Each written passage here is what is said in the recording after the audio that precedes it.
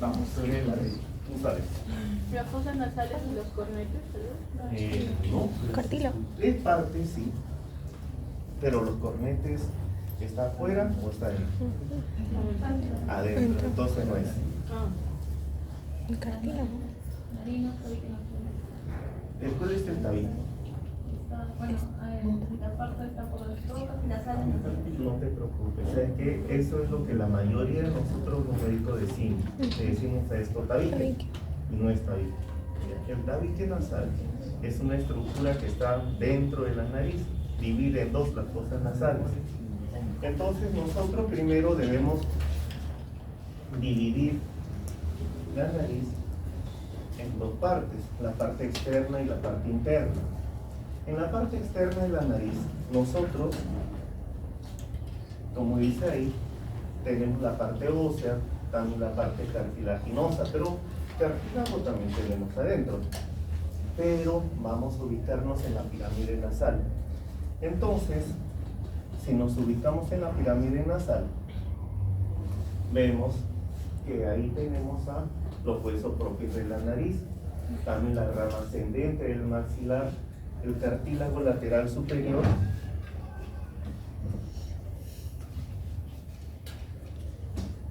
que es este de acá, ya igual acá, y los cartílagos laterales inferiores o los cartílagos alares.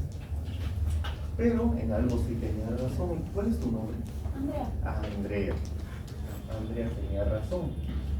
Parte, ¿ya? O el borde dorsal del cartílago cuadrangular o cartílago del tabique, acá.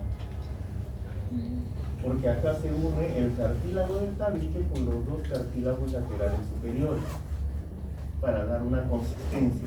A los que han viajado a la sierra, ustedes han visto de que las casas, los techos de las casas son a dos aguas. Entonces es una estructura similar,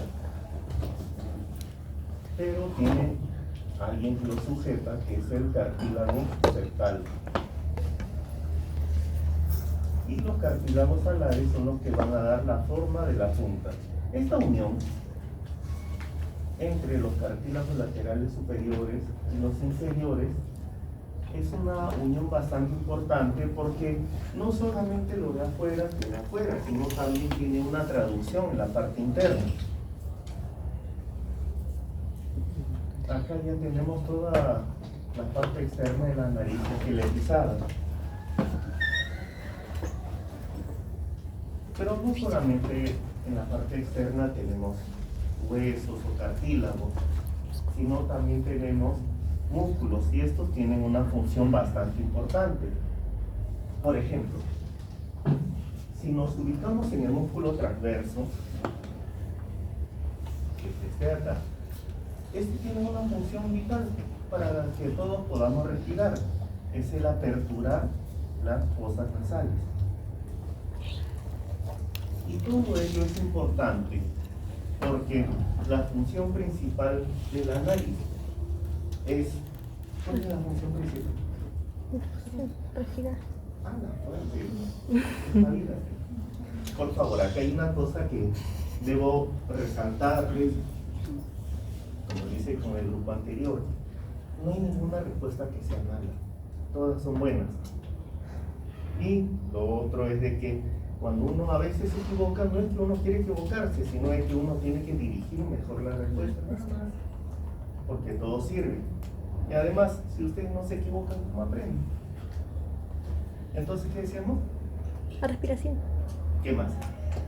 Calefacción, calentar humedecer, calentar y humedecer el aire. Solamente calienta, humedece nada más.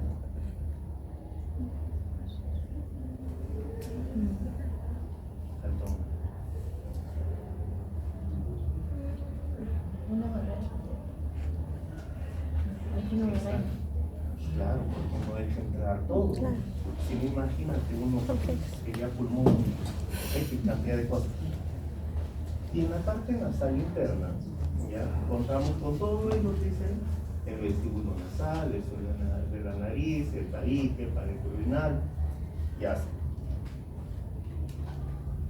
como bien mencionaron, el vestíbulo nasal, que es el que está acá en verde, si ustedes ven, en la parte más externa es más ancho y acá en la parte más interna es un poquito más cerrado. ¿Ello por qué? Tiene esta forma porque, como si fuera un cono, porque el aire tiene que entrar a la nariz. Ahora, ¿ustedes consideran que todo lo que uno respira ingresa? No, no es así, no entra todo. Primero, el flujo externo es laminar. Cuando llega a la parte nasal, que está a esta altura, que es la válvula nasal interna de mí, ¿ya? Ese es el primer punto que se estrecha y el primer punto de resistencia de la entrada del aire hacia el cuerpo. Y ahí viene esa importancia de esta estructura. Cuando le dije de la unión del cartílago lateral superior con el inferior. ¿Por qué? Porque justamente ahí es donde se forma la válvula nasal interna de Mink. Esa válvula nasal interna tiene la función de que si uno necesita más aire, las fosas nasales se abren y esa válvula es la que se apertura. Pero si uno requiere menos, entonces la válvula se relaja y ya no entra más aire. Pero, ¿qué pasa si, por ejemplo, uno de ustedes abre en casa la manguera que tiene en el jardín, abre todo el caño y pisa la manguera? ¿Qué ocurre ahí? ¿Qué pasa? Ya no se destruye.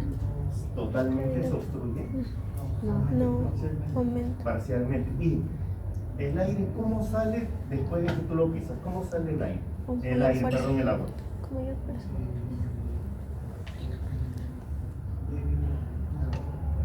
No, mayor fuerza. Que sale Pero aumenta. Y sale igualito, un poco así laminado, sale así disperso. por todos lados. Exacto, esa es la función de la válvula nasal interna como primer punto de resistencia, porque cuando entra el aire ya no entra solamente un flujo laminar, sino viene a ser un flujo turbulento, pero esa turbulencia a nosotros nos ayuda para que el aire vaya por la zona adecuada para que pueda ser inspirado.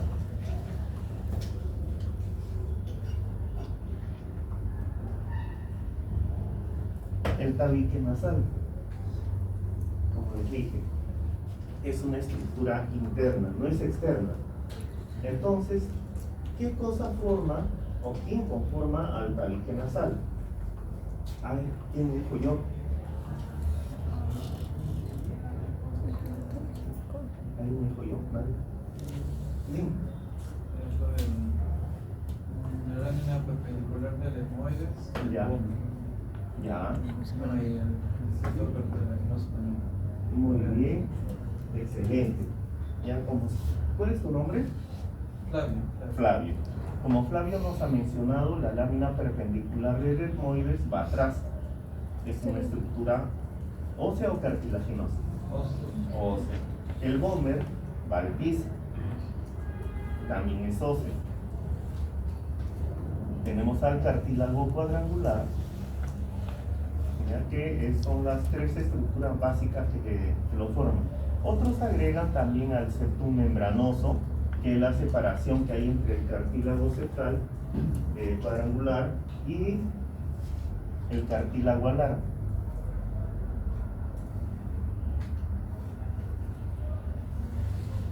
Dentro de lo que viene a ser la pared lateral,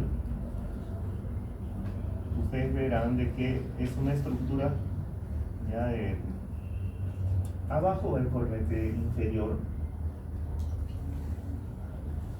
acá, que tiene su propia estructura que es ósea. Tenemos al meato inferior, el cornete medio y el superior. Bien, entonces, tenemos diferentes estructuras que desembocan en cada meato, que es el meato inferior, el medio y el superior. Aquí en el meato inferior, ¿saben ustedes quién desemboca? Vaso lacrimal.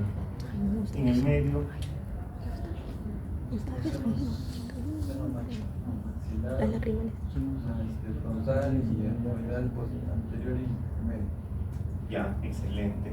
Y en el superior, Seno esfenoidal y el etmoidal posterior. etmoidal posterior. Como algunos le dicen, el receso esfenoetmoidal, donde está acá este huequito. Ya, es importante saber todo ello. ¿Por qué? Porque cuando nosotros vamos a operar, ¿cómo vamos a saber en qué seno vamos a ubicar primero si no nos ubicamos bien en la pared lateral? ¿Ya? Entonces, todo esto es importante. Inclusive, muchas veces hay personas que antes hacían las famosas punciones del seno, ¿no? A la persona le colocaban anestesia y entraban por acá. ¿Cómo se ubicaban ellos dónde entrar? Con la pinza ciegas iban buscando la zona que tenía menos resistencia, y ahí con la pinza pues lo hacían una perforación en el seno maxilar, pero podían coger el nasolacrimal. Obviamente eso le trae muchas consecuencias a los pacientes. Igual en esta parte.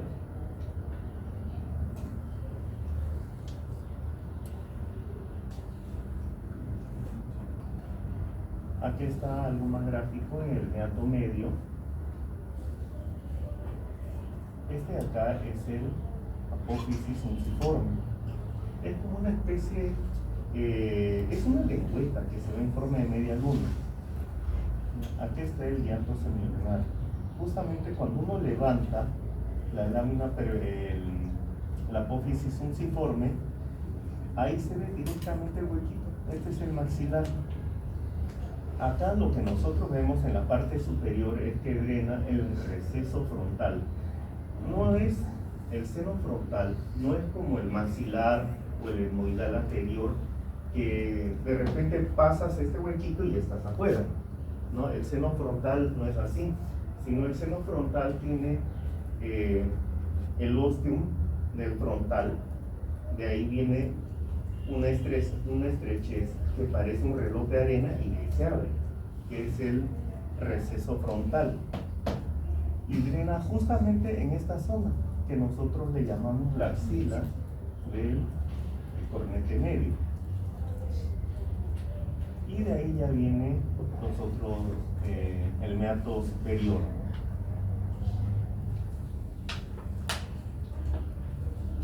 La lámina perpendicular del etmoides tiene una forma particular. Ustedes lo ven en medio cuadrangular, pero es una forma especial porque el cornete medio y el superior dependen de esta estructura.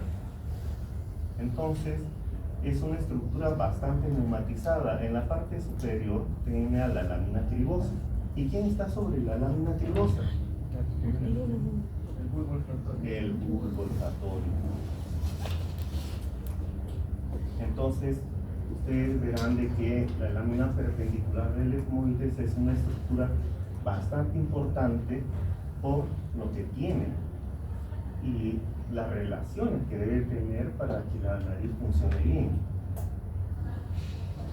Las celdillas etmoidales, aquí está la lámina perpendicular del etmoides, el cornete medio, ¿ya? Y también tenemos acá a la lámina papirácea, que es la que separa al ojo de la cavidad nasal.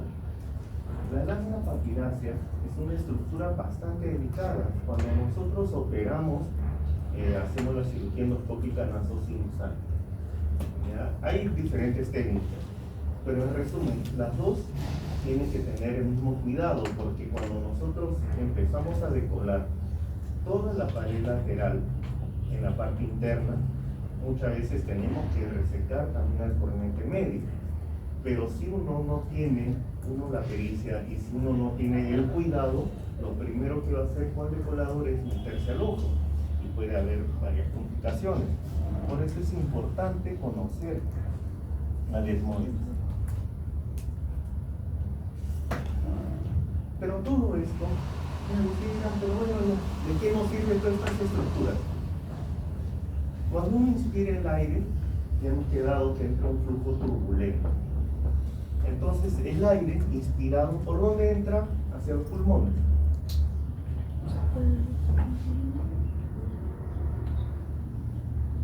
Por el hiato superior, el medio o el inferior. Medio. ¿Por cuál? Perfecto.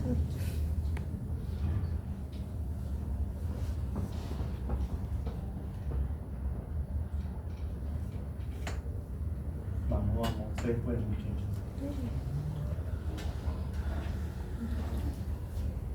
¿Por dónde entra el cuerpo? Vamos, no tengan cuidado. Escuche. Por el medio. De todo el aire que entra, hay dos sitios de la nariz que hacen resistencia al pasaje del aire. Uno es la válvula nasal interna y la otra son los cornetes.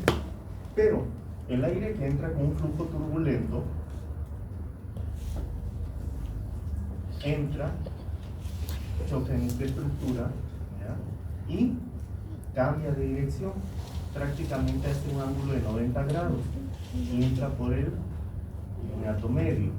De ahí choca en la pared posterior, vuelve a hacer un giro de 90 grados y entra hacia el pulmón. Eso es cuando uno lo inspira, pero en el momento de la expiración sale por el mismo hiato. Es inferior, superior, superior, inferior. Sí, sale por el inferior.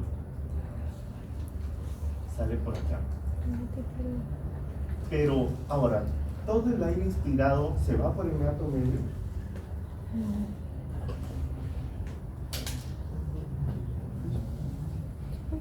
Superior también. Vamos, ¿qué El dice? superior también. Va, Superior muchachos, también. ustedes pueden. Voy a decir que son del santo. No, no. Superior. No, pues son de arriba. Ustedes saben qué pasa con todo el aire inspirado. Respiramos la boca. A ver, en esta imagen, ¿dónde está el bulbo olfatorio? ¿Acá? ¿Subo? ¿Más? Aquí está. Y entonces, se supone que un pequeño porcentaje de lo que inspiramos va a llegar a esta zona. Hay que llegar Superior. a la parte alta, porque si no, ¿cómo va a Olemos. percibir los Colores, olores? claro.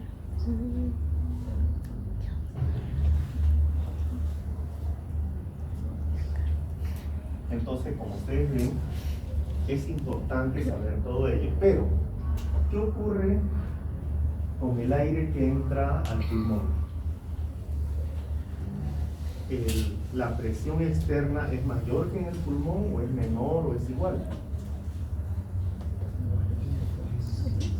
Externo. Vamos a ver esto.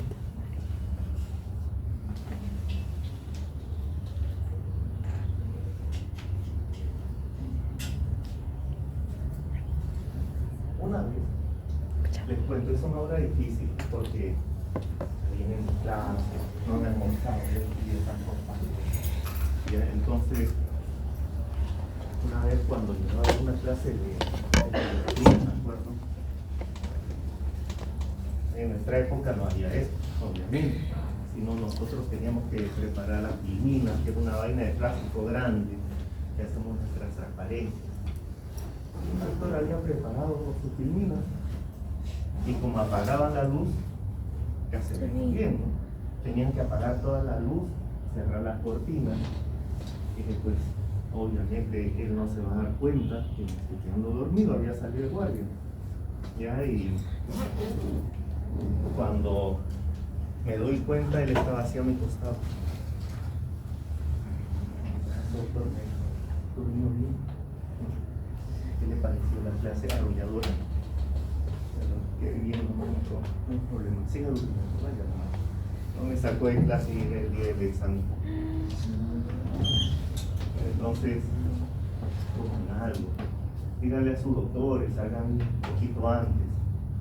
Almuercen. ¿De qué se debe? Ya que será mi final. Entonces, todo ello es importante, es cómo entra el aire hacia el pulmón. A ver, ¿qué dice la lógica? Si yo quiero entrar a un sitio, ¿ya?, debe haber menos resistencia o más resistencia. Menos resistencia. Entonces, eso pasa con el pulmón, ¿ya? El aire que entra a más presión tiene que pasar por la laringe e ingresar hacia el pulmón.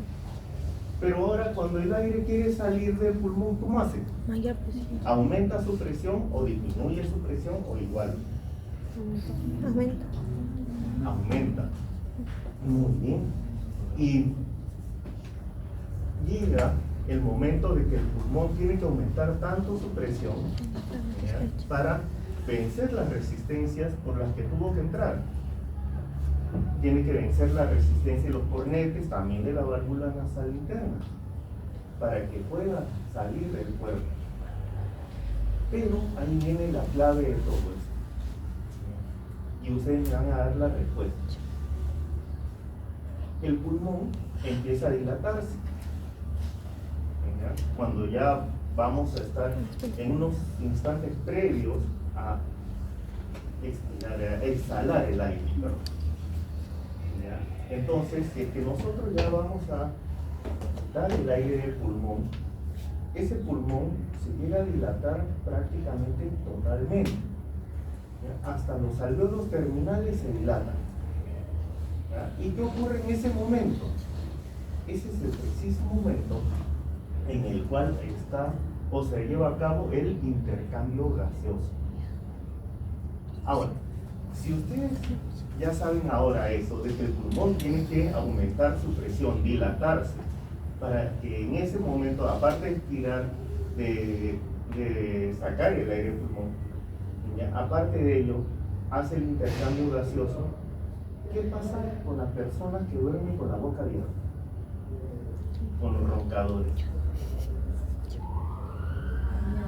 Ya llegan a la apnea del sueño, perfecto, pero la presión del pulmón puede llegar a elevarse o no se eleva. ¿Por qué sí y por qué no? Tiene más presión. No se va completamente porque la boca abierta Hace que aumente. Claro, me parece bien. ¿Alguien dice que no?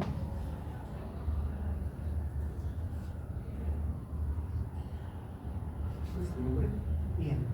Ian. Es como Ian dice. ¿Ya? Si nosotros dormimos con la boca abierta, lo que ocurre es de que el pulmón no va a encontrar esa resistencia que debe tener para que llegue a una máxima expansión y pueda realizarse el intercambio gaseoso. Por eso es, ¿cuál es su nombre? Como Fátima dice, llega la persona a ser un roncador crónico, llega a la apnea del sueño. ¿Y qué molestia puede tener con el apnea? Vamos, tú puedes, Fátima.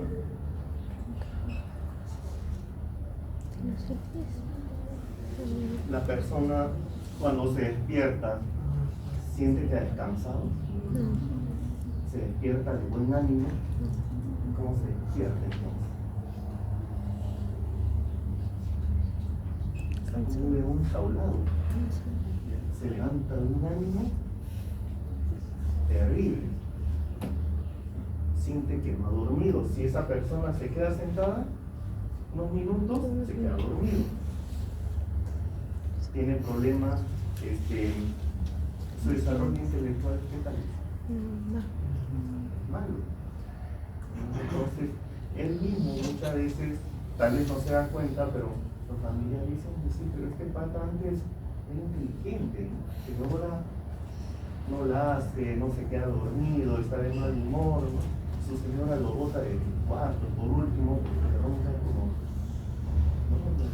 un león jaulado, está que ronca, y por último, porque ni siquiera sexualmente funciona. Entonces, todo eso, todas esas alteraciones tiene el paciente apneico, ¿ya? Y es importante, por ello, para nosotros restablecer la respiración nasal.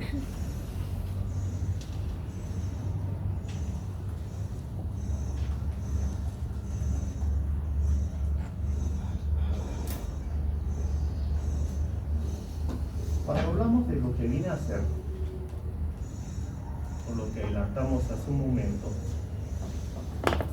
de la parte olfatoria, para nosotros es importante tener adecuadamente la nariz.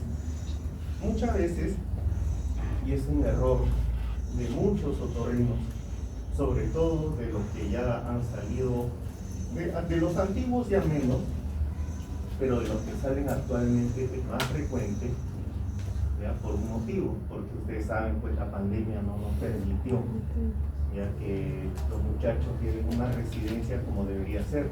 Y es más, aquí en Perú no hay, no sé hasta dónde, yo sabía, no hay una residencia pues que sea bien dirigida, ¿no? Con algo académico.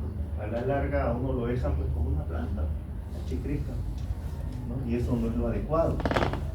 ¿Por qué les digo esto? Porque para nosotros podemos ver, ya con el espéculo nasal, se evalúa la persona. ¿Y qué es lo que hacían los antiguos? Y los muchachos ahora también. Ponen el espéculo, abren con el espéculo nasal y dicen, está permeable. Ya está permeable. ¿Por qué? Porque llegan a ver hasta la parte del fondo, hasta el cabo faríngeo. ¿Ya? Pero, ¿qué ocurre con la parte alta? Si nosotros tenemos una desviación de tabique, y esta desviación de tabique en la parte de arriba altera las válvulas nasales, ya, porque esas válvulas deben tener una abertura de 15 grados, pero si está más abierta o si está más cerrada, no va a respirar la persona. Entonces, si es que uno no evalúa eso, primero no va a haber una respiración adecuada, y segundo, ya, si vemos que hay una persona que tiene una desviación alta de tabique, ¿cómo va a entrar el aire a esta zona? Hasta el bulbo olfatorio. Ya, primero la mucosa olfatoria y de ahí el bulbo. Entonces, no va a haber forma de que entre, o entre de una forma inadecuada. Por eso es que es más frecuente que ustedes vean personas que uno le dice, oye, ¿oliste tal cosa? No, no he sentido el dolor. Y es más frecuente en los alérgicos. ¿Por qué? Porque entonces esa zona está edematizada y eso no les permite percibir los olores. Por eso es que nosotros tenemos que ver que esta zona alta también esté permeable. Si es que no está permeable, va a tener muchos inconvenientes la persona. Por eso, una de las cosas más frecuentes que nosotros vemos es la esmolditis. Hay un proceso inflamatorio o infeccioso que le obstruye la parte alta, obstruye todo y no va a respirar. Y el pobre o la pobre no va a percibir los olores. Entonces, acá, como dice, la mucosa olfatoria está formada por la capa epitelial y la lámina propia. Acá en la parte más externa nosotros tenemos los cilios. Y también ahí es donde nace la primera neurona.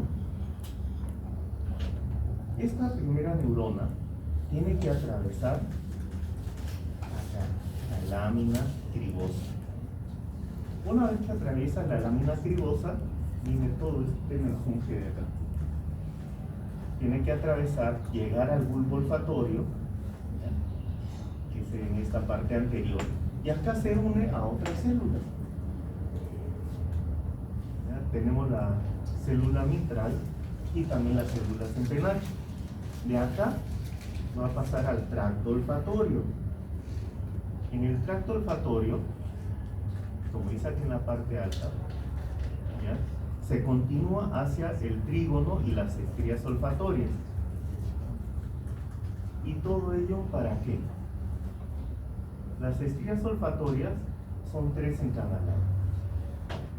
Una vez que sale de estas estrías olfatorias, ¿ya? Que tenemos la lateral, la medial, la intermedia, todas estas van a soltar varias ramas, y estas varias ramas van a ir a diversas partes del cuerpo para unirse con la tercera neurona.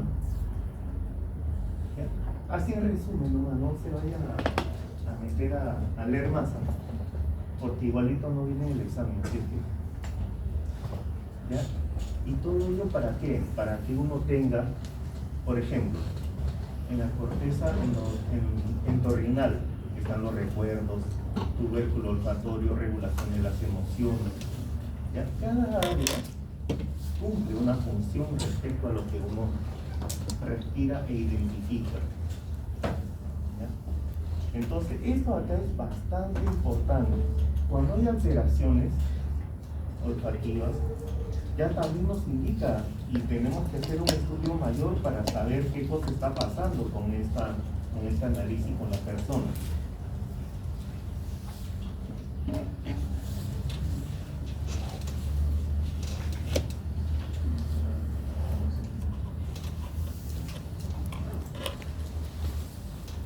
Bueno, ya hemos visto algunas de las funciones de la resistencia, el ciclo nasal. ¿Alguno de ustedes sabe a qué nos referimos con el ciclo nasal?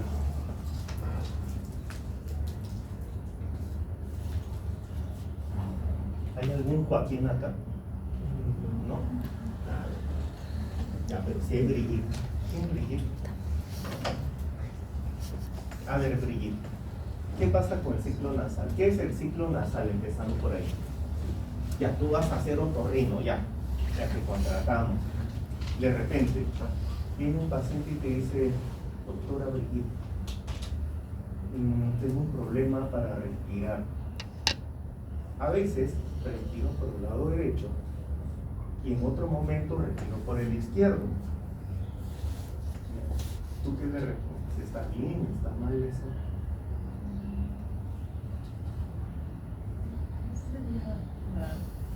La respiración normal, que puede respirar por ambas fosas nasales y estar enfermado. A ver. ¿Me dijiste que eso es normal o no es normal? Que sea patológico. Es patológico. Ya. Está bien. Un punto para mí. A ver. Mira, compañero, a ver qué opina él. Cuéntame, ¿qué opina? ¿Cuál es tu nombre? Rodrigo. Rodrigo. Cuéntame, Rodrigo. Como mi sobrino. A ver, dime. ¿Estás de acuerdo? ¿No estás de acuerdo? Todo buena la guardia. Pero estamos hablando del ciclo nasal. ¿Ya? Si viene una persona y te dice, doctor Rodrigo, yo estoy respirando mal, porque primero respiro por el lado derecho, paso una hora, 2 horas y empiezo a respirar por el lado izquierdo y se me tapa el derecho.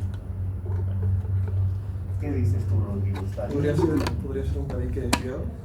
Ya, me parece bien, sí. Buena respuesta.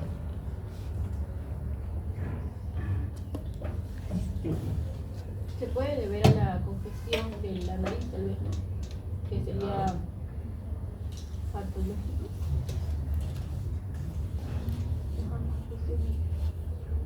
Ya, ¿alguien más? Vamos, muchachos, son de arriba. ¿Quién más?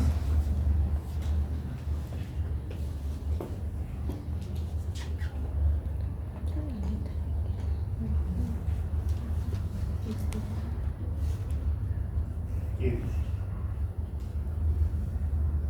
Pero eso no es cuando hay un problema respiratorio, congestión o resfriado. Ya. Sí, está más frecuente, uno lo nota más, tiene razón. Bueno, ¿cómo es? Quedamos en que es anormal, de que no es adecuado, ¿verdad? ¿Estamos todos de acuerdo? ¿Sí? Ya, no es así. Es normal. Creo que es ¿Qué es lo que pasa? Nosotros en la nariz tenemos estructuras, digamos que también toda la nariz es vascularizada, pero tenemos otras estructuras que son móviles. Y esas estructuras móviles vienen a ser los cornetes. ¿Qué es lo que pasa con el ciclo nasal? Lo adecuado, y ustedes van a leer en las lecturas que les han dejado, de que habla pues de que una fosa respira y la otra descansa. ¿Ya? Y eso de ahí se da cada 3 o 4 horas. Algunas veces inclusive de 20 minutos hasta 4 horas puede durar ese ciclo.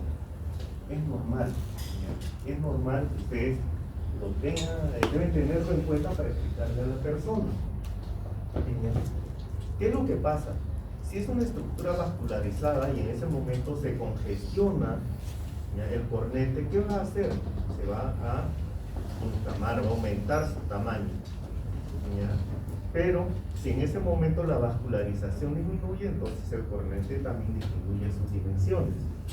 Como les vuelvo a decir, es una estructura inteligente. Por eso para nosotros es tan importante ello. ¿Ya? Al menos yo sí estoy en contra de los que le hacen la turbinectomía. Les contaré que hace 2 semanas o 3, ¿ya? Un alumno de otra universidad me va como paciente y me dice: tengo un problema nasal. ¿Ya? El tema es de que cuando lo evalúan, porque él es roncador crónico, ¿ya? Y aparte de que es roncador crónico, su papá, que trabaja en un hospital, le dice: tengo un amigo otorrino, te llevo. Lo lleva. El otorrino le dice: tienes una desviación de tabique severa. El tabique estaba lateralizado hacia el lado izquierdo. Pero tú ya vas a entrar en clases, entonces aquí te conviene que te haga una turbinectomía.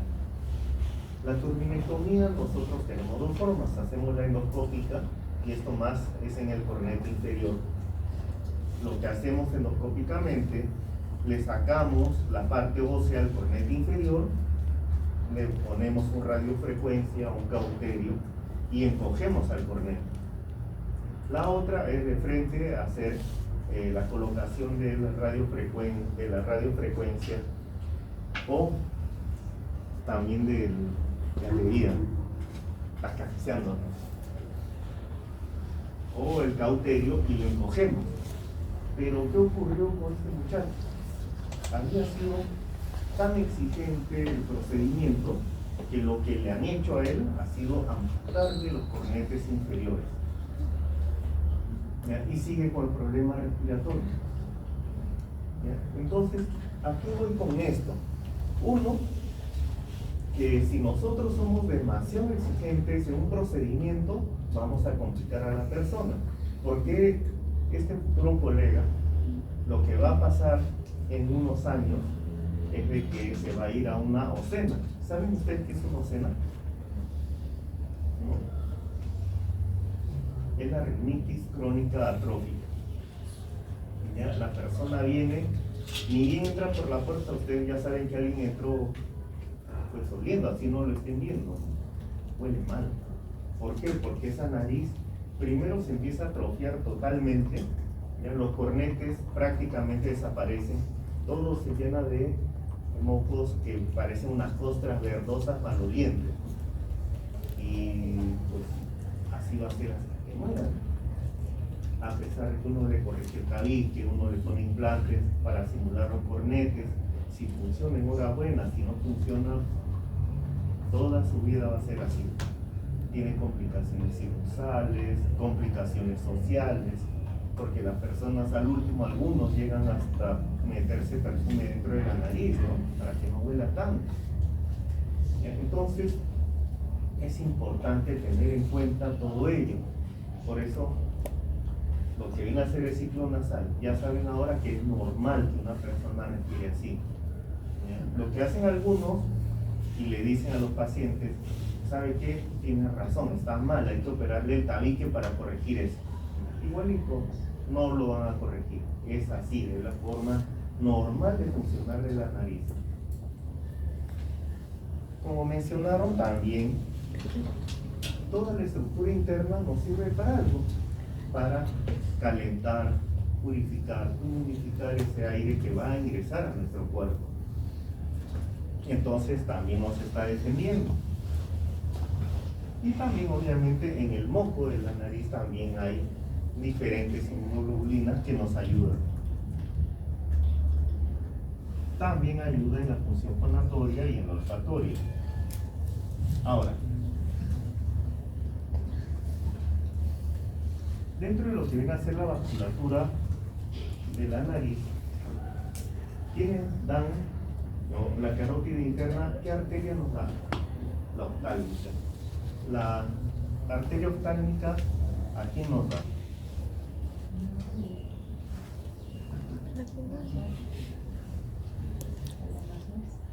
Dos, nos da dos. Importantes. A ver, aquí nos da ahí. Las dos hemorroides, exacto. La anterior y la posterior.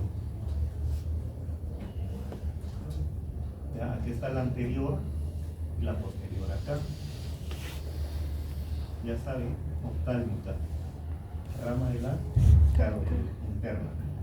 Y la externa nos va a dar a la máxima interna, pero también nos va a dar ¿qué? A la arteria estenopalatina, que es esta que está acá atrás, y la palatina descendente.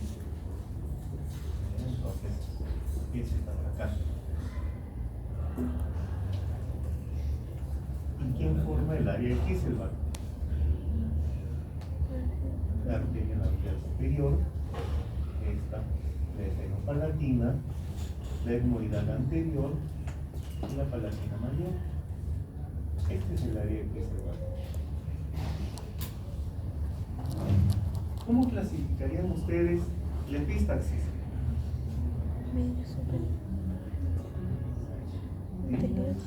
Superior. Externo, Claro, interno. este es según el volumen. Externo, interno. Anterior y profundo. Anterior, posterior, ya. Quinta otra. Yo escuché interno, externo. Ella que está hablando. A ver, cuéntame. ¿Cómo clasificas? Es que cuando dijo anterior posterior lo relacioné con que hoy día en el hospital justo hicimos eso. Qué bueno. ¿Qué hicieron allá? Un taponamiento. Sí. Almenara, ¿no? No, revalidante. Revaliate. ¿Y con quién hicieron? Tribeño, con el doctor Tribeño. Jóvenes, supongo. Sí, es joven. Lo conozco a Vela desde que yo era residente, imagínate. ¿Cuántos hemos pasado por las manos de Belita, imagínate? Ya, hay una anterior, posterior. Y si hay una posterior, ¿habrá una superior o no? ¿Sí? ¿Sí? ¿No? No. No hay. No hay. Sí hay. Claro que sí. Claro que sí hay. Inclusive, hay una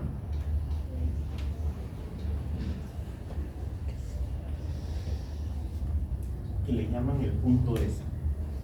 El punto S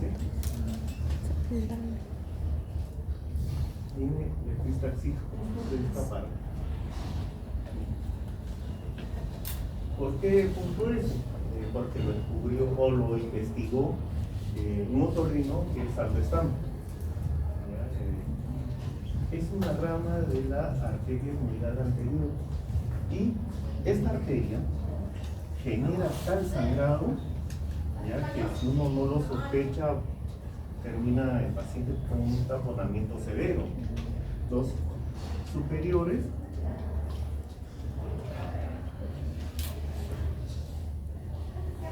miren todo esto, toda esta zona.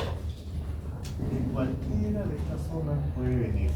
Lo que pasa es que es algo que está subdiagnosticado. ¿Ya? Y justamente, si uno no lo sospecha, a veces entramos endoscópicamente para hacer la cauterización de la arteria que está sangrando. Pero si uno no lo sospecha, nunca lo va a encontrar. Entonces es importante saber de que hay el anterior, el posterior, el superior. Doctor, una pregunta. Dime, madre. ¿Qué cosas nos harían sospechar de un sangrado? Primero, el volumen. Ya, ustedes que han estado hoy día en revaliático, ¿cuánto sangró el paciente? Era un muñeco. Hicimos la simulación nosotros, cada uno. Habían Era que...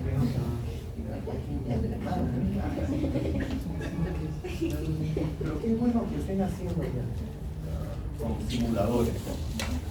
Miren, muchas veces, si tengan en cuenta esto, cuando ven a alguien que dice mi hijo, o yo estamos sangrando, ustedes me van a decir, ¿y cuánto ha sangrado? No va a ser raro que alguien le va a decir, he sangrado un rollo de papel higiénico. O de repente he sangrado un polvo. Entonces, si ustedes, porque yo supongo que ustedes también lavan la ropa, como lo hago yo, ¿ya? Ustedes saben de que si tienen un polo y le echan, pues, 20, 30 mililitros de agua, ustedes no pueden mojar un área pues bastante considerable. Y no es mucho. Pero imagínense ustedes que allá en Vitarte hemos tenido sangrados, ya que en 4 minutos o 5 el paciente ha botado, o sea, ha sangrado cerca de 1 litro de sangre. Entonces imagínense cuán importante es conocer esto de verdad. Por eso es que para nosotros, no sé si allá en Revalidati lo hacen, cuando en Bravo Chico, porque a mí me enseñaron allá, cuando colocamos el tapón nasal, lo primero que es ponemos la mecha y de frente nos vamos arriba, a toda esa zona, ya donde están estas arterias. Tratamos de copar primero toda esta zona, ¿ya? Vamos metiendo y lo metemos pues con fuerza, ¿no? De la mecha. ¿Ya? Inclusive a veces dentro de la nariz, ahora que ustedes han hecho esta simulación, verán de que hemos llegado a colocar esas de metro, ¿ya? 1,5 a 2 mechas por cada fosa, y es un montón. El doctor nos dijo que hasta 5 metros la grasita se podía utilizar para tapar si el sangrado era muy. Claro, cuando uno ya lo ve demasiado intenso, ya se va por atrás, ¿no? Hace el taponamiento posterior. Pero solamente colocando en la parte alta, 2 veces fácilmente. Entonces la nariz es una cavidad bastante amplia y hay que tener cuidado, ¿no? ¿Y quien quiera hacer otorrino acá? ¿Alguien quiere ser? Nadie. Es mi tercera opción. Y ahora, con lo que yo les estoy hablando, ya pasó aquí. Ya, entonces, es un área que es muy grata para trabajar, pero también es un área de que a uno le puede dar miedo ver eso acá. Por ejemplo, en Bravo Chico, nosotros veníamos a los pacientes baleados. Ustedes saben que en Bravo Chico el Hipólito Unanue es una zona bastante, una zona roja todavía, que corre bala, entonces, en una oportunidad, dentro de esos casos raros, había un hombre que llega a su casa, ¿ya? Y de improviso encuentra a su esposa con otra persona, saca el revólver, dispara, pensando que los había matado. Una de esas balas rebota y entra a él. Sí, entra por acá.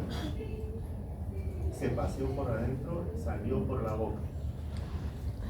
¿Ya? Y nos llaman a nosotros pues, para parar el sangrado de eso. Yo me acuerdo a un doctor Conan Hoyle, si ustedes lo conocen, agarra, me lleva pues a emergencia y me dice, bueno Luchito, te tengo una noticia. ¿Cuál? Le digo, pues no, llegó la hora de que te conviertas en hombre. Me dio mi pinza y me echa para desangrado, en un baleado. No llegué a parar, pero lo último que pasó es de que cuando remota la bala dentro, le parte la lengua, ¿ya? Y ahí tuvo que ingresar cabeza y cuello, suturar, para parar ese sangrado.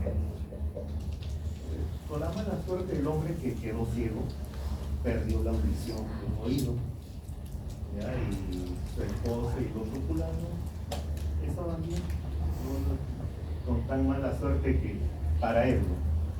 Y buena suerte para él, que el hombre no tenía puntería y no le dio a ninguno de los dos. Y él se fue a la cárcel, ciego, ya está solo. ya, con todas estas discapacidades.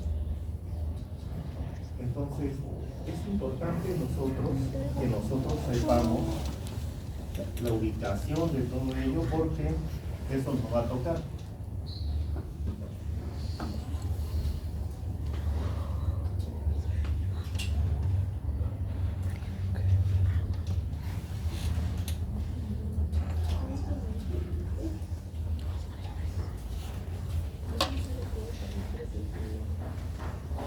¿Alguna pregunta hasta acá? ¿Entendieron todo? ¿No entendieron ninguna de las partes? ¿Algún comentario? Sí. Doctor, una consulta. Cuando mencionaba lo de la desviación del tabique, Ya. usualmente el otorrino te recomienda esa cirugía por el tema del acceso del aire, ¿no? ¿Hay algún grado de desviación que indique ya la cirugía o es que eso es independiente de Mira, o sea, grado de desviación, hay desviaciones que son severas, ¿ya? Algo leve, moderado, severo, ¿ya? Pero lo más importante yo creo que es ver la válvula nasal interna, ¿ya? Porque hay desviaciones leves que, por ejemplo, si es en mi nariz yo la dejo, pero si es en la nariz de algunas, sobre todo las damas que tienen más fina nariz, una desviación leve puede ser moderado para ellos. Uno tiene que ver la molestia que tiene la persona, ¿ya? Pero dentro de lo que vienen a ser las desviaciones de tabique, las peores para nosotros son las desviaciones anteriores, ¿ya? Las que están más pegadas acá al borde. ¿Por qué? Porque esas desviaciones, si el tabique debe ser lo más recto posible, no hay ningún tabique que sea una regla. Primero, para que se genere la desviación anterior, debe haber tenido un golpe severo la persona, ¿ya? En este sentido, así, directo a la punta. ¿Por qué? Porque ese cartílago lo parte, ¿ya? Y no solamente que se parte el cartílago, también daña el gómer, la lámina perpendicular, o sea, toditito repercute, ¿ya? Y eso de ahí, si es que uno no lo sabe operar, esa desviación anterior, su futuro, el futuro del paciente, si es que uno no sabe operar esto, son dos.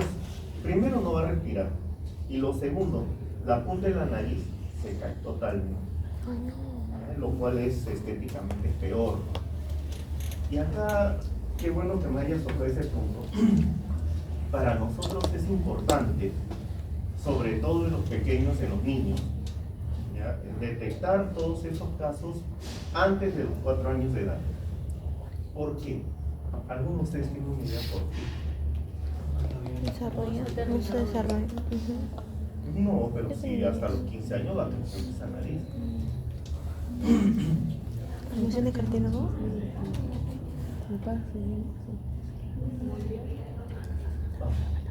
Ya, tú te vas a hacer otorrinolaringólogo. ¿Puede ser por la madurez del sistema nervioso? ¿Algo que tiene que ver con el Algo también, sí, parte, ya, pero algo más.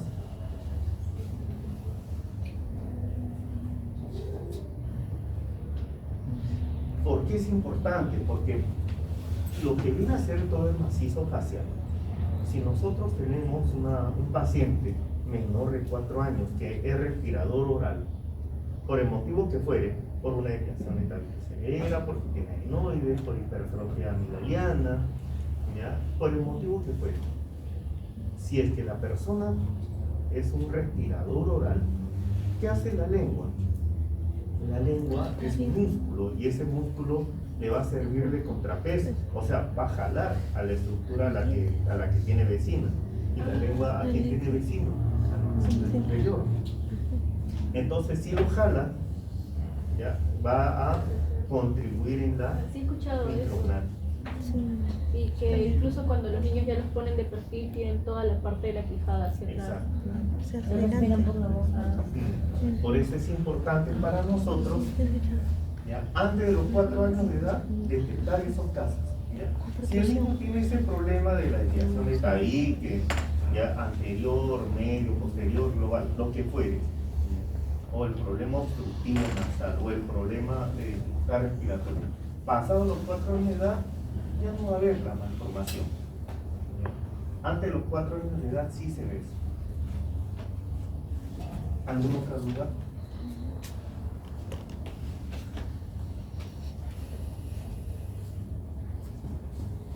Bueno, vamos a la segunda parte. Si nosotros hablamos del oído externo, principalmente hablamos de la parte que nos sirve para captar el sonido y transmitirlo hasta la membrana timpánica. Entonces hablamos ahí del pabellón auricular, del conducto auditivo, hasta llegar, como les vuelvo a repetir, al tímpano.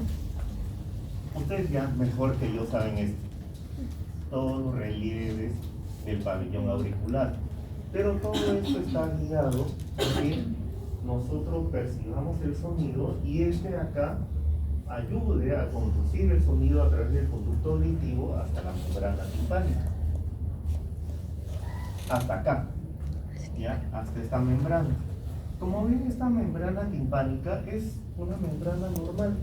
¿Por qué? Es una membrana que es translúcida, uno puede identificar las estructuras del oído medio. Ya es una membrana bastante, o mejor dicho, es bien aireada. Si retiramos esa membrana, vamos a ver todo, ¿no? El martillo, acá tenemos los músculos estapedial o la articulación, el músculo estapedial o el yunque con el estribo. Y acá vemos todo lo que nos interesa del oído. El conducto auditivo viene acá, la membrana timpánica que separa estos dos espacios. Es importante que ustedes le resalten también a sus pacientes eso. ¿Por qué? Porque muchas veces vienen y dicen, se metió el agua y no ha salido. Entonces, ¿ustedes qué le dicen ahí al paciente? Porque es lo que dicen, ¿no? O sea, te vas a evitar, bailando después, y es lo que te van a decir.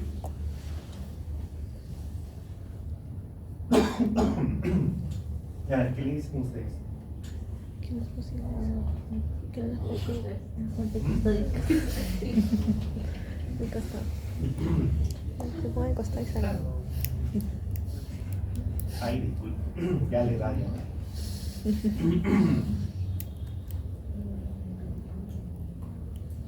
Como dice, si tienes toda la razón, no, porque he costado. Pero deben tener en cuenta algo, que el conducto auditivo externo no es un bolsillo, es como un túnel.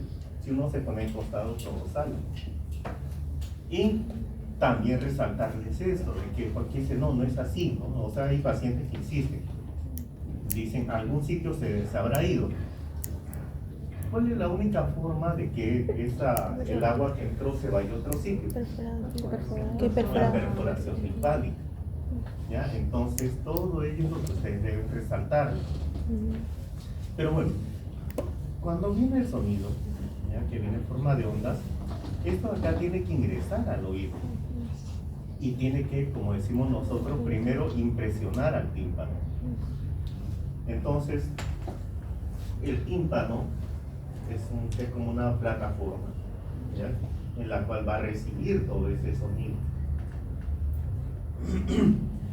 Y esta energía física tiene que pasar a una energía mecánica para que pase del oído medio hacia el oído interno. ¿Por qué ventana es la que utiliza?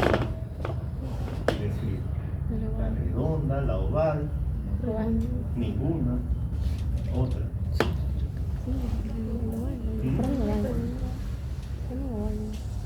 ¿Cuál dijeron?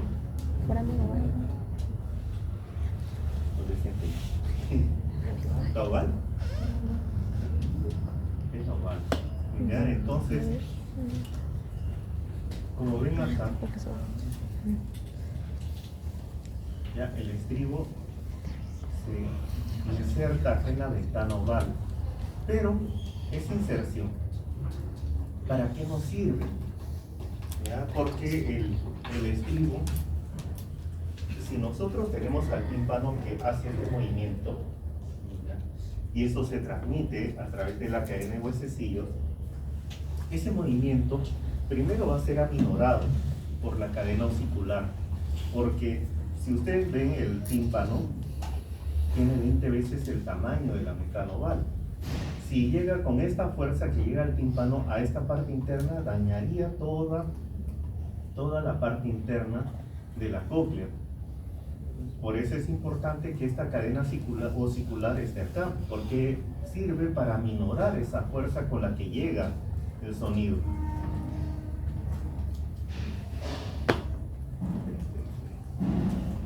Y justamente viene acá esto, ¿ya? Que la ventana oval impulsa al líquido que se encuentra en esta zona. ¿Es la perilinfa o endolinfa? Es la perilinfa, ¿ya? Y esta perilinfa da la vuelta acá, regresa y moviliza esta ventana redonda. Es como un chistón. Mientras uno entra, el otro sale. Hace ese juego. ¿Ya? A los que saben mecánica saben cómo es ello. ¿Ya? Empuja uno y el otro sale. Ya sí. ¿Ya? ¿Por qué? Porque si la ventana redonda fuera rígida o estuviera cerrada, ¿ya? La ventana oval no va, el estribo no va a poder empujar a la ventana oval porque acá ya tiene una resistencia adentro. Ustedes saben que el líquido, si está en este caso, ¿no? Es una cavidad, pero está repleto de líquido. Ya si trata uno de empujarlo, no va a poder, si es que la ventana redonda fuera sólida. Por ello es importante que haga, o que también es una membrana, ¿por qué? Porque es flexible y puede movilizarse y da la oportunidad a que el estribo siga transmitiendo el sonido. Entonces, esa es la importancia hasta ahí de lo que viene a ser toda esta transmisión. Pero también tenemos dentro de lo que es el oído medio otras estructuras. Y acá estoy señalando uno, la trompa de Eustaquio. ¿Cuál es la importancia de la trompa de Eustaquio?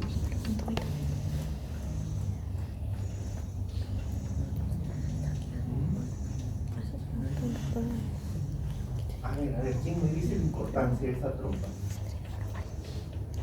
Que a veces, dependiendo del ángulo con el que está ubicado, por ejemplo, en los niños, son más predisponentes a que tengan una infección a nivel de la garganta, que pueda irse la bacteria hacia el oído y van a ser Ya.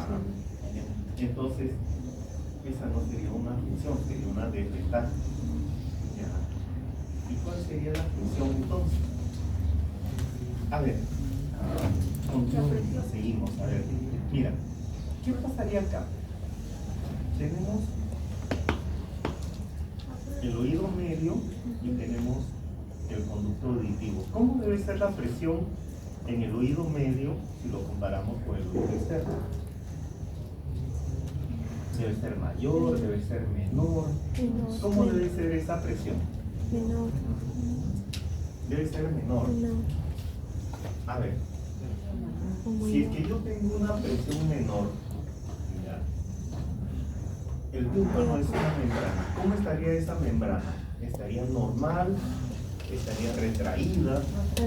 Ya, entonces no es menor. ¿Ya? Pero es muy buena la observación. A ver, entonces, ¿cómo sería? No, es bueno porque si no, si te quedas con la duda, Sí es mayor, no, pero frente. ¿sería mayor? Ya, y si es mayor, vuelvo a lo mismo hace rato. ¿Cómo hago que se movilice el tímpano si hay algo que me lo está reteniendo? Es como una llanta, tú agarras la llanta, la tienes bien inflada, haces esto, es dura. Pero si la tienes medio desinflada, hasta con el dedo lo empujas. Entonces, ¿cómo debería ser?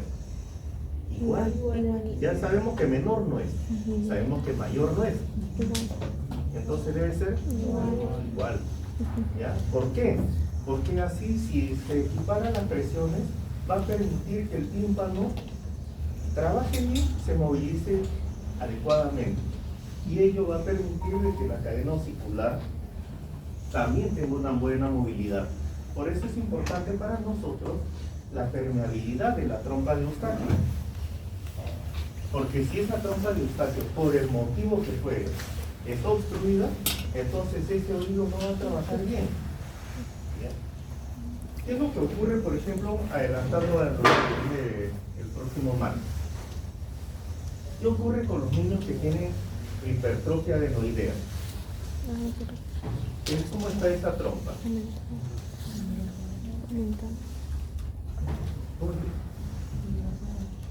No, engrosada. ¿Está libre o está obstruida? Está obstruida. Obstruida. Ya. ¿Y cuál es la primera molestia, o una de las últimas molestias, ¿no?, que la mamá o el papá les dice del niño?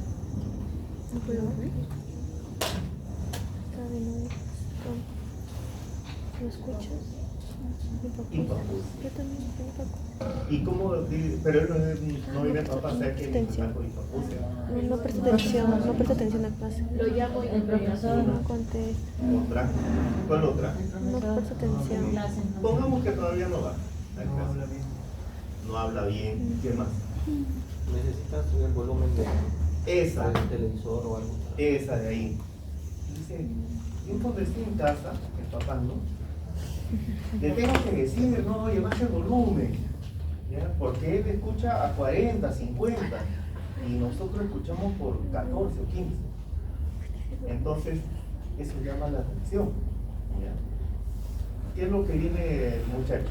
¿Ya? Respirador oral, roncador nocturno, ¿ya? Hipoacusia. Acuérdense de ello, la trompa de Eustaquio tiene esa finalidad de equiparar las presiones para que el oído medio trabaje bien. Por ello, ya acá van a ver, hay una hipótesis clásica según la cual dice que la cuerda del tímpano es data, que la cuerda del tímpano se estimula al bajar la presión y la concentración de oxígeno en el oído medio. ¿Y a quién le pasa la voz la cuerda del tímpano? Al nervio lingual, que estimula la secreción salival y a través de la glándula submaxilar y sublingual. ¿Y qué pasa con él? ¿Por qué es importante eso?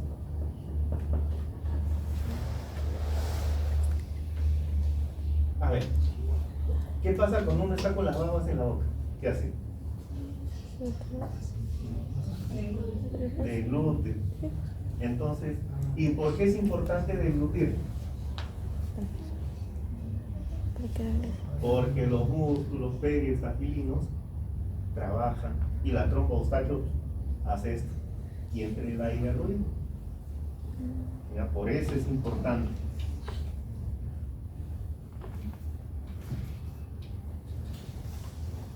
Y acá viene lo que les decía. Si nosotros estimulamos al tímpano, el martillo, el yunque que están articulados igual con el estribo, se van a movilizar. Y al movilizarse, el estribo no es que entre solamente en una posición, también rota, ya entra. Si es que el sonido es demasiado intenso, inclusive rota un poquito para que no entre con tanta fuerza a la ventana oval y así no se dañe el oído interno. Y cuando una persona agarra, dice, oye, pero ¿tú cómo sabes que Juan está viniendo por este lado? Por el lado izquierdo y uno está en la espalda, ¿no? ¿Cómo sabes que está viniendo por este lado y no por el lado derecho? Si uno lo escucha, que dice, hola, ¿qué tal? ¿Cómo está? ¿Cómo sabe? ¿Ya? Y acá viene la explicación. Uno, primero nosotros, son diferencias de milisegundos, pero ¿con qué, a qué lado llega primero? Si está por este lado, obviamente va a llegar más rápido al lado izquierdo, antes que al derecho. Y también en qué fase del ciclo, ¿ya? El sonido coge el oído, ese sonido, por eso es que identifica por qué lado uno viene. Por ello es de que las personas que utilizan prótesis de pabellón auricular tienen un margen de error, ¿no? De dónde, por dónde viene el sonido, porque el pabellón no percibe y el conducto auditivo obviamente también tiene dificultad para percibir ese sonido. Hablan de que a veces uno puede tener una dificultad hasta un 10% en algunos casos, ¿ya? De equivocación de dónde viene el sonido. Entonces, el órgano de la audición realiza su función específica al hacer perceptible el estímulo sonoro físico en 3 etapas diferentes. Primero, la transmisión. Cuando nosotros cogemos esa energía física, ¿ya?, del medio ambiente, lo agarra el pabellón auricular, lo pasa por el conducto auditivo externo, ¿ya?, y de ahí tiene que seguir su camino hasta el órgano de Corti. De la transformación en el órgano de Corti de la energía mecánica se genera en el oído medio. Ya de lo que es una energía física, llega al tímpano, pasa energía mecánica, llega al estribo y de ahí va a pasar a una energía eléctrica. ¿Ya? Y de esta energía eléctrica tiene que ser vehiculizado a través de las vías nerviosas, ya que empieza en el órgano de Corti hasta la corteza cerebral, específicamente a las áreas 21, 22, 41 y 42. Entonces, lo primero, como le dije hace un momento, si ingresa el sonido y estimula la ventana oval, ya esta ventana oval va a hacer movilizar a la perilinfa, y para esto es importante la ventana redonda, para que no le haga resistencia a esta transmisión del sonido.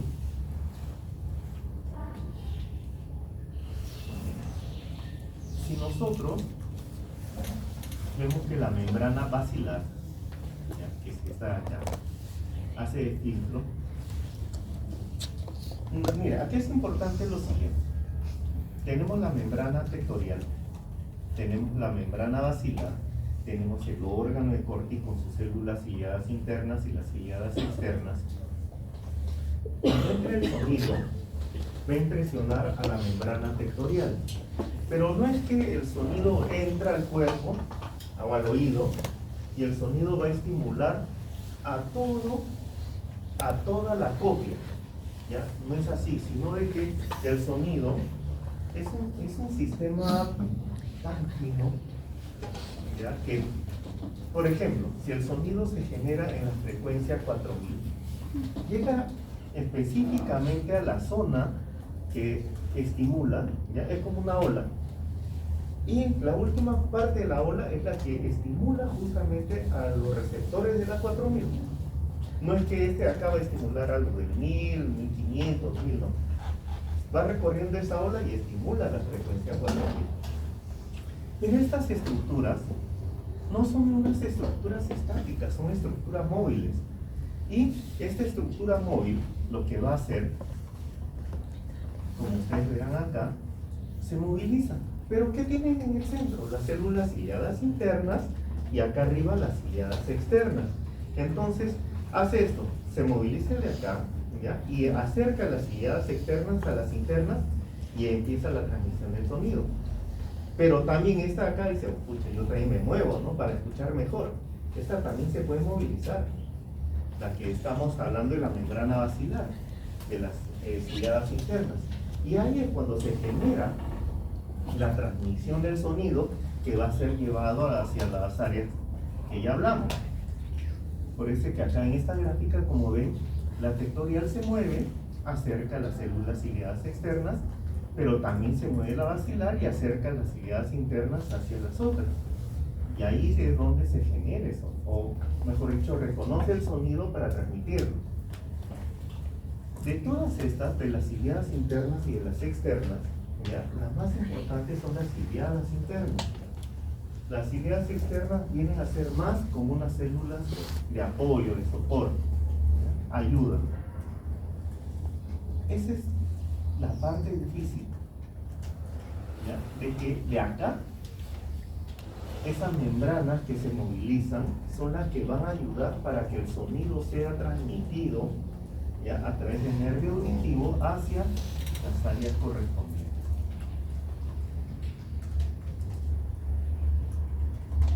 Ya ustedes saben cómo es la escala vestibular, la escala timpánica, la escala media, y acá también la estría vascular. Tienen que tenerla en cuenta, la estría vascular, porque es donde se genera la endo. Y así es como, ojalá que ustedes puedan en casa, ya trate de bajar este video de YouTube. Ya le va a salir un mensaje. Ya cuando traten de entrar le va a salir de que han bloqueado este video. Ya, pero le va a salir ahí una dirección. Presionen en la dirección y van a ver cómo se transmite el sonido. Y todo ello porque es importante, porque sale, como dice acá, el octavo par y va subiendo. Tenemos diferentes núcleos: el núcleo coclear, el núcleo olivar, y así es como llega hacia las áreas que ya hemos conversado. Estas acá son las estaciones, y estas estaciones son importantes que las sepan, porque cuando hagan potenciales evocados y salga una gráfica, tienen que reconocer según la gráfica qué estación es la que está deteriorada para poder dar un tratamiento.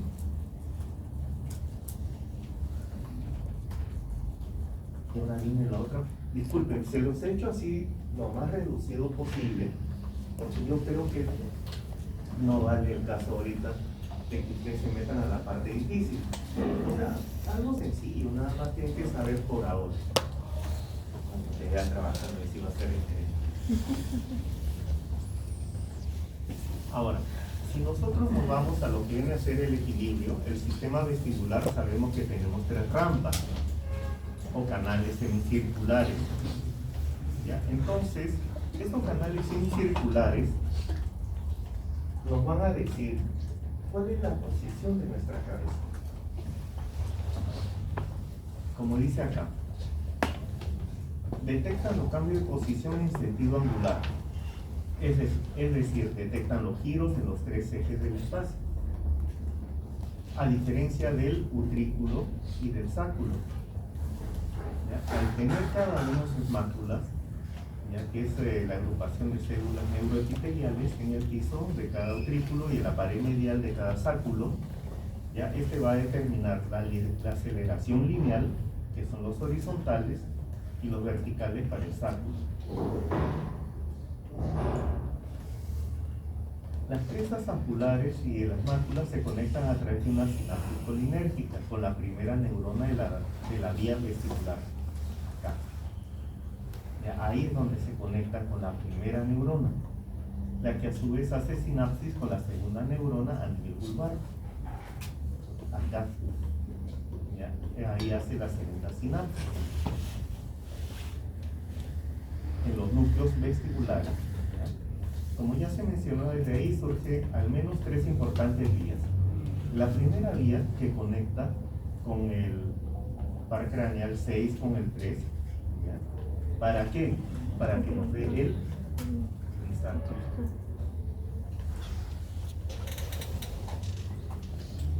La segunda vía,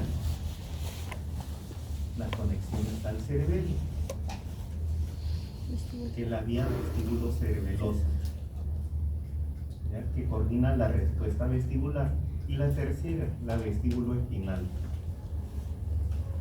que informa al aparato locomotor sobre la situación vestibular, o sea, el equilibrio, y elabora la respuesta y reflejos posturales, destinados a conservar la posición del cuerpo en el espacio. Por eso es que ustedes van a ver, cuando una persona tiene vértigo, ¿ya? No es que en cualquier posición le venga el vértigo. Es raro, pero puede haber. Yo lo he visto hasta ahora. Pero cuando esa persona viene con el vértigo y dice, si yo giro hacia por ejemplo, si giro hacia la izquierda me viene. ¿Ya? Entonces, uno buena gente dice, a ver señora, vamos a ver, y de repente le coge el cuello, le da un quiebre, ¿no? ¿Y qué pasa? La persona está así y él, ¿no? Hace esto. ¿Por qué? Porque tiene el temor de que se pueda caer. A pesar de que ustedes saben que el vértigo en este caso no es que la persona esté tirando, sino es que los ojos, ¿no? Con el istalmus es el que está dándole la sensación. Pero la persona tiene ese mecanismo reflejo para evitar la caída. ¿ya? Para, como dice acá, para buscar una estabilidad. Por ello es importante todas estas vías. ¿Ya? Y acá es la vía vestíbulo-oculomotora. Es importante también esto, porque según ello vamos a ver el tipo de vista. ¿Tienen alguna pregunta?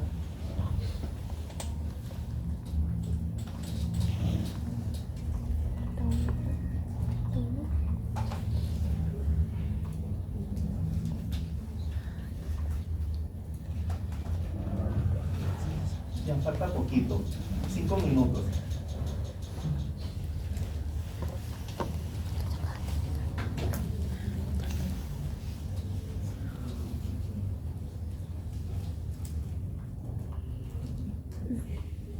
¿Y qué pensaría yo en estas personas que tienen una otitis media crónica y vértigo?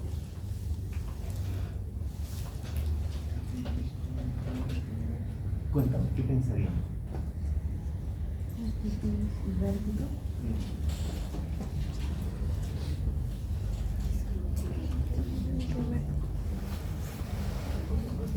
Mucho vestibular, Crónica y vértigo. Lo que uno podría pensar ¿Qué pensaría que pasaría? es de que haya una deficiencia de canal. ¿Qué es lo que pasa? Los canales semicirculares tienen una estructura ósea, pero cuando uno tiene la otitis media crónica de larga data, ese proceso infeccioso también va dañando los canales y puede exponer uno que ya lo haya perforado ese hueso. Entonces, eso de ahí nosotros hacemos, se llama el fenómeno de Tulio. Por ejemplo, a la persona uno le coloca así el dedo, aprieta un poquito, como haciendo un poquito de presión, y uno le genera el vértigo, porque ese canal está expuesto. Entonces, hay varias cosas. Dime. ¿Cómo se tapa? O sea, solo así nada más. Ay, claro. Parece que ustedes van a ver algunas personas que dicen, sí, tengo vértigo cuando me aprieto esto así. Y les viene, y hay que ver, una de las primeras opciones es ver esa deficiencia de canal. Dentro de lo que es la anatomía de la laringe, ¿qué cartílagos forman el esqueleto laríngeo? Cricoides. Cricoides. A ver, microtiroides, retinoides, corniculados.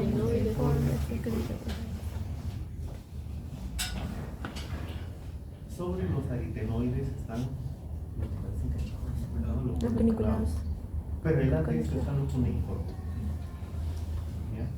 Y la articulación cricotiroidea, ¿ya?, es bastante importante. Como ustedes ven, el asta inferior del cartílago tiroides se articula con el cricoides. ¿Y cuál es la importancia de esto? Nosotros tenemos músculos a ese nivel, ¿ya? Son los músculos cricotiroideos, que son en 2 fascículos.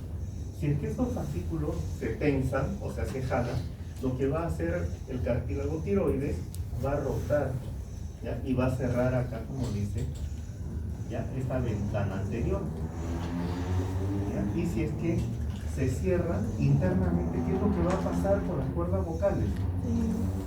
De lo que tiene cierta distancia, esto se va a jalar, o sea, se va a estirar la cuerda, ¿ya?, y se va a agudizar la voz.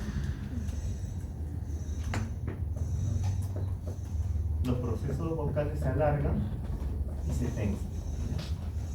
Esa es la importancia de los cricotiroideos. Pero también tenemos la articulación cricoaritenoidea, que es en 2 fascículos. En el fascículo acá posterior, ¿ya? Si es que nosotros tenemos acá los aritenoides, la parte posterior, digámoslo así, la parte anterior que está ligada a las cuerdas vocales, si nosotros tensamos estos músculos, lo que va a hacer es abrir la parte anterior. ¿Por qué se está así, no? Sobre un eje. Este es el que va atrás. Si es que yo tenso lo jalo, pero de acá lo abro.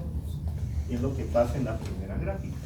Pero sin embargo, si tenemos los laterales, los cricoaritenoideos laterales, ¿ya? Igualito. Acá está el cricoaritenoideo posterior. Y acá está el lateral. Si es que nosotros jalamos el lateral, se van a cerrar las cuerdas vocales. Esa es la función de estos músculos.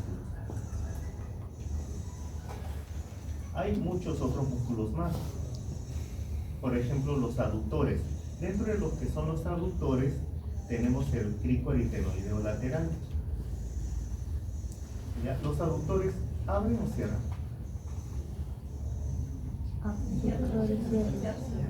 Y los abductores. No, al revés. No es al revés. Abductores abren. Aductores cierran. Abductores abren. Aductores Ya. Mire, músculo abductor. Tenemos acá cricoaritenoideo posterior. ¿Qué hacía el cricoaritenoideo posterior? La nariz. Abre. Esa. Y aquí está la gráfica. Miren, el posterior se tensa. ¿Qué hacen las cuerdas vocales? Se abren. Acuérdense. Abductor abre. El aductor cierra. Los aductores, cricoaritenoideo lateral, el tiroaritenoideo.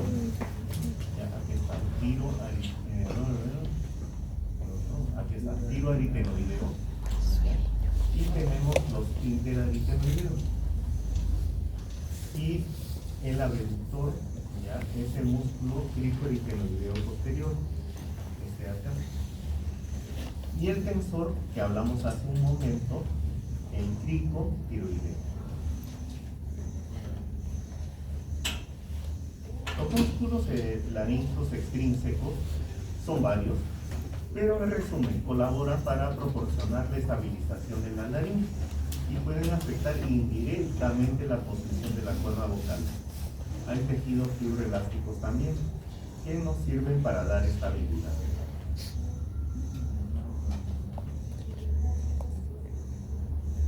La subdivisión clínica de la laringe, acuérdense, la glotis.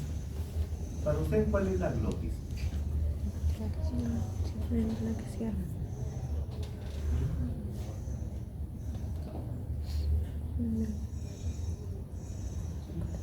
Sencillo, la glotis, acuérdense, todo lo que está entre las cuerdas vocales. Tenemos la comisura anterior, comisura posterior, ¿ya? Comisura anterior, ya acuérdense, ¿ya? Comisura posterior y el espacio entre las cuerdas vocales. Todo esto es la glotis. Y de ahí es fácil. Supraglotis, ¿qué vendría a ser? Todo lo que está sobre las cuerdas vocales. Y el infraglotis, todo lo que está bajo la cuerda vocal. Pero todo tiene un límite. Porque algunos me dicen, oye, sí, pues los alveolos están bajo la glotis, ¿no? Ya muy lejos. Ya infraglótico tiene como límite la cricoides. El borde inferior del cartílago cricoides, acá. No es hasta cualquier sitio, es hasta acá.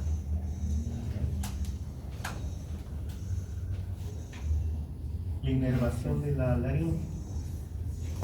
El nervio laríngeo superior es un nervio vasomotor, secretor, sensitivo, motor. ¿Sale de quién? Del vago. Tenemos dos ramas, la interna y la externa. La externa se dirige hacia abajo, hacia la parte inferior, va a inervar al músculo cricotiroideo. Entonces, si tenemos ahí el tiroides, acuérdense, cricotiroideo lo va a inervar acá. Y el interno atraviesa la membrana tiroidea. Va a atravesar esta membrana y va a inervar toda la parte interna de la laringe y también del epiglotis.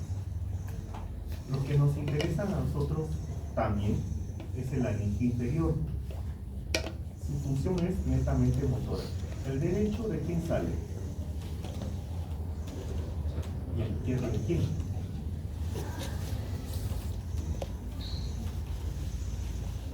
El derecho sale a la altura de la arteria subclavius.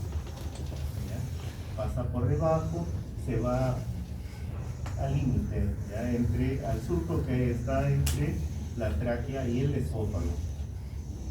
Ya alcanza el cartílago cricoides y se divide en dos ramas, anterior y posterior. El lado izquierdo se separa del vago en el cruce con el callado aórtico. Ya pasa por debajo de él y asciende hacia la laringe. Entonces, estos son los que nos interesan a nosotros y a los que van a ser cirujanos de cabeza y cuello, porque justamente cuando operan muchas veces dañan el famoso recurrente laringio y puede haber una paresia o parálisis, no de todas, sino del lado correspondiente. ¿Ya? Y las funciones de la laringe, ya saben que la función más primitiva es la protección de la vía aérea. También realiza el control de la respiración y la producción del sonido y del habla. Para proteger la vía aérea se desarrollan mecanismos reflejos. El más fuerte de todos es el laringoespasmo, pero también hay otros como el de tos, apnea, bradicardia e hipotensión. ¿Ya? Cuando nosotros hablamos, no es que las cuerdas vocales se separen y se junten y vibren. ¿Ya? No es así, sino es que la cuerda vocal está totalmente cerrada. Primero, si nosotros vamos a hablar, la presión dentro del pulmón también se debe incrementar. ¿Por qué? Porque va abriendo la cuerda vocal desde el borde inferior. ¿Ya? Tiene que vencer para ir abriendo hasta separar la cuerda vocal. Y cuando ya uno deja de hablar, también se cierra, pero al inverso. Primero se cierra abajo, al medio y arriba. Entonces, cuando uno va hablando y nosotros hacemos una estroboscopía, se va viendo cómo la cuerda vocal se moviliza, así, como si fuera una sola. Ese es el movimiento normal de la cuerda vocal. ¿Ya? Este es importante saber cómo se produce la fonación, ¿ya? Para quienes, por ejemplo, el otorrino, quienes se dedican netamente al laringe, tienen que saber esto, que es lo más básico, porque ellos hacen pruebas de fonación con el estroboscopio, se llama. Y estos son los puntos claves. ¿Ya? De acá le puede venir cualquier pregunta del examen. De la parte de laringe. Muy bien, ¿tienen alguna pregunta?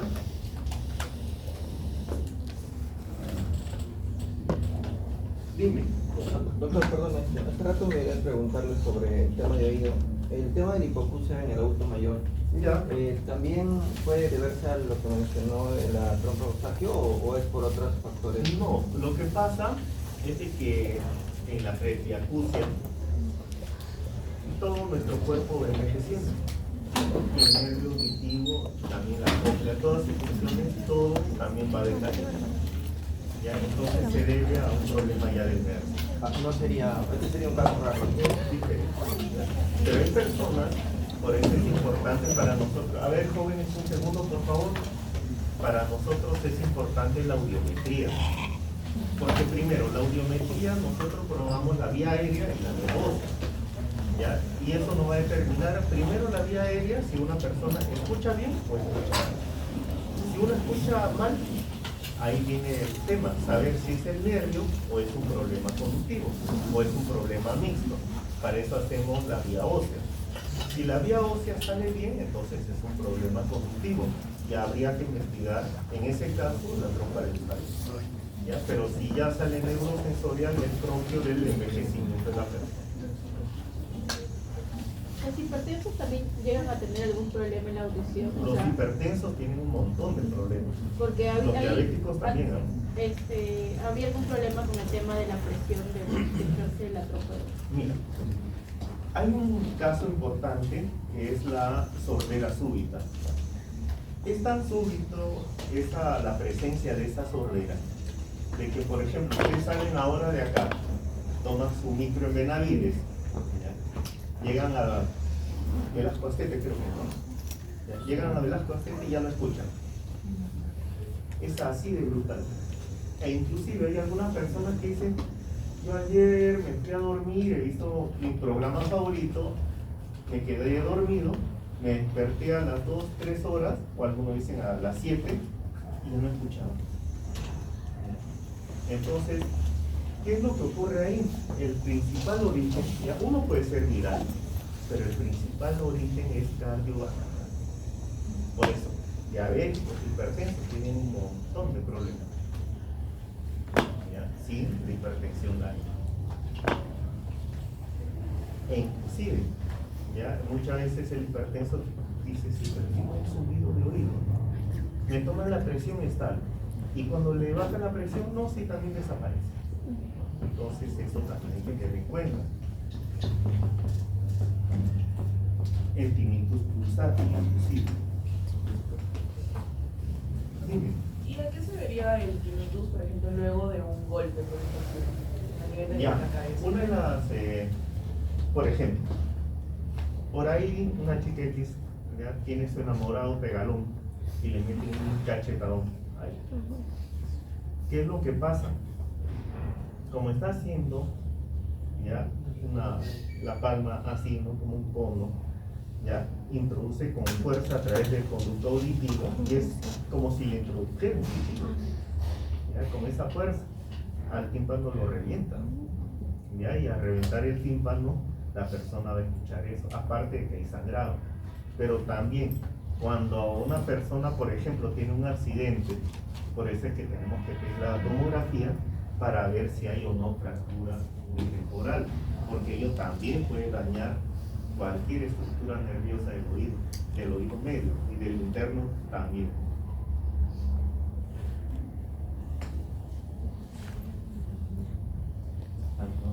Ah, ya. ¿Y qué pasaría, por ejemplo? Te fuiste a ver a Daddy Yankee y estás ahí cerca del parlante. Termina el concierto, te vas a tu casa y tu mamá dice, ¿qué te pasa? ¿Estás que gritas? ¿Qué pasó?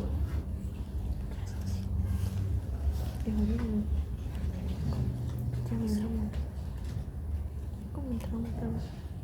Con la exposición y el todo. Ya, ¿pero qué generó?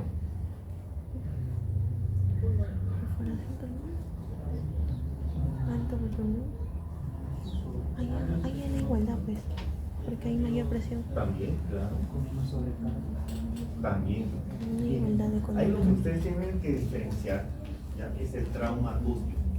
El trauma acústico es generado por el sonido o la bulla a un volumen exagerado. Puede ser agudo o puede ser crónico. Por ejemplo, las personas que trabajan en construcción civil. Ahora es menos frecuente, antes era mucho más, de que las personas trabajaban sin protectores oculares, protectores auditivos. ¿Y qué pasa con esas máquinas? La bulla que genera va dañando al nervio auditivo. ¿Ya? Pero como es algo tan progresivo, que no es algo pues de que hoy día me expongo y ya perdí la audición mañana. No es así, sino pasan muchos meses, muchos años y la audición empieza a bajar. ¿Ya? Y se puede acompañar de zumbido de oído, del tinnitus e hipoacusia. ¿Ya? Cuando uno le hace la audiometría sale una gráfica que nos indica que hay ese trauma acústico. Ese es el caso crónico. El caso agudo, lo que les decía, salen ahorita, alguien les toca el claxon justo cuando ustedes están pasando y le empieza a sonar el oído, de repente no escuchas bien, no tienes que levantar la voz. Ese es un trauma acústico agudo. Si es un grado leve a moderado, unas 24 o 48 horas el oído se va a recuperar. Pero si es algo severo, va a quedar un daño en ese oído, en el nervio. ¿Ya? Por eso es importante detectarlo para iniciar un tratamiento con corticoides, vasodilatadores, según el caso. Y cuando viajamos en auto o no sé, Ya. en bus, a veces se nos tapa el avión. La presión. Ajá. La Eso es por el presión. cambio de presión, pero se supone que si estamos en auto, o sea, estamos en la tierra, no seguimos a la misma presión. Tu altura. Pero va subiendo, por ejemplo, a ti. No, pero por ejemplo, yo vivo en Chorrillos Ya. y cuando me voy al Callao, me voy por toda la Costa Verde, llego al Callao, ya tengo los oídos. Sí, es que esas Pero es lo pequeñas mismo. variaciones hay personas más sensibles. Ah, ya. Por eso es que algunos dicen, no, siempre que vas a viajar vas a manejar de más porque los músculos están trabajando y la trompa también. ¿Alguna otra pregunta?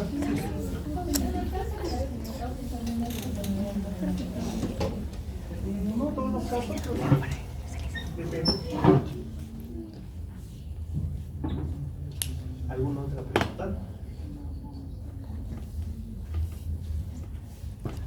Inclusive, hay casos en que, por ejemplo, hay personas que toman el micro. Dice, pero caramba, llego ¿a dónde? A Lola Liguerita, estoy con náuseas, estoy con vómitos.